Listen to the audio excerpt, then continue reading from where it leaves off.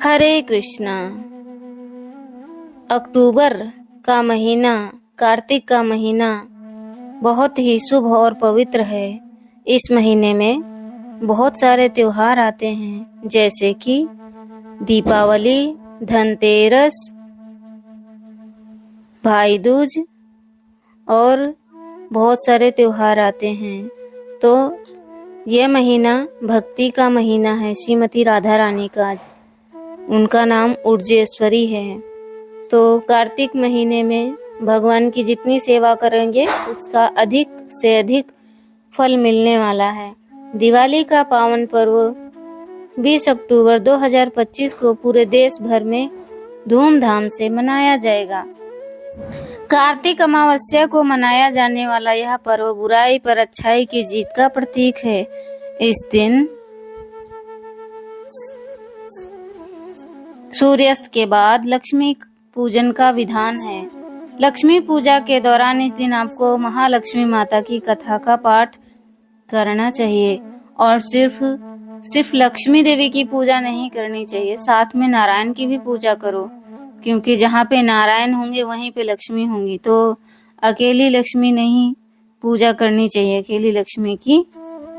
तो माता लक्ष्मी की कथा का पाठ भी अवश्य करना चाहिए। इस कथा का पाठ करने से आपके जीवन में सुख समृद्धि आती है। आइए जान लेते हैं माता लक्ष्मी की कथा। महालक्ष्मी की पौराणिक कथा। पौराणिक कथा के अनुसार एक समय किसी नगर में एक साहूकार रहता था। इस साहूकार की एक पुत्री थी जो बहुत धार्मिक स्वभाव की थी। साहूकार की बेटी हर रोज उसके घर के पास स्थित एक पीपल के पेड़ में जल चढ़ाती थी। इस पेड़ में माता लक्ष्मी वास करती थी। लक्ष्मी जी साहूकार की बेटी की भक्ति भाव से एक बार बहुत प्रसन्न हुई। उन्होंने साहूकार की बेटी को दर्शन दिए। माता लक्ष्मी ने कहा, मैं तुमसे अत्यंत प्रसन्न हूँ और तुम्हें अपनी सहेली बनाना चाहती हूँ। लक्ष्मी की बात सुनकर साहूकार की बेटी ने कहा, मैं अपने माता पिता से पूछकर बताऊंगी कि मुझे आपसे मित्रता करनी चाहिए या नहीं।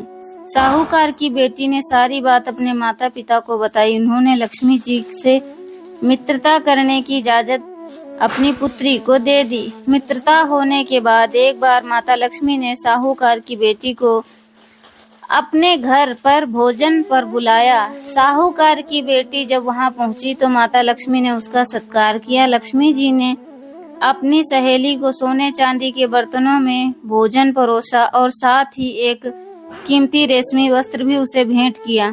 साहूकार की बेटी को बैठने के लिए लक्ष्मी जी ने सोने का एक चौकी दी।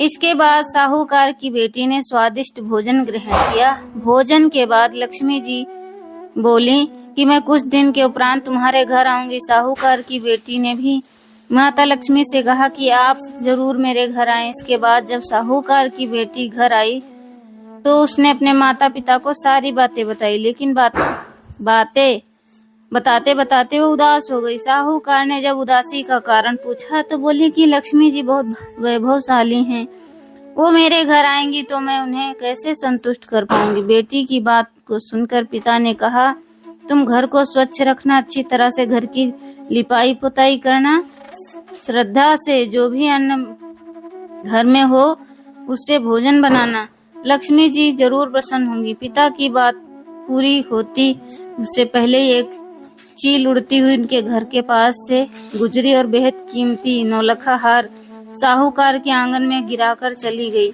यह देख साहूकार की बेटी खुश हो गई और उसने हार को बेचकर लक्ष्मी जी के लिए सोने की चौकी, रेशमी दुशाला खरीद लिया। इसके बाद पिता के बताई गई बात के अनुसार बेटी ने घर को स्वच्छ किया, घर की लिपाई पुताई की। इसके बाद जब माता लक्ष्मी अपनी सहेली के घर पहुंची तो साहूकार की बेटी ने उन्हें सोने की चौकी पर बैठने को कहा, लेकिन माता लक्ष्मी ने कहा कि इस पर तो राजा रानी बैठते हैं। यह कहकर वो जमीन पर आसन बिछाकर बैठ गई। फिर माता ने कहा, साहूकार की बेटी द्वारा बनाया गया भोजन ग्रहण किया। माता रानी साहूकार की बेटी के आदर सत्कार से बेहद प्रसन्न हुई और उन्हें सुख संपत्ति का वर देकर चली गईं। इसे कथा का पाठ करने वाले को भी माता लक्ष्मी का आशीर्वाद मिलता है, उसके जीवन में सुख समृद्धि आती है। तो दीपावली की बहुत बहुत शुभकामनाएं। बुराई पर अच्छाई की विजय का त्योहार है, इसलिए त्योहार में आनंदित रहें और जो अपने अंदर अंधेरा लेकर बैठे हैं उस अंधकार से प्रकाश की ओर आओ। बाहर तो हम रोशनी कर रहे हैं लेकिन हमारे अंदर अंधेरा है, उसको निकालना चाहिए। हरे कृष्णा।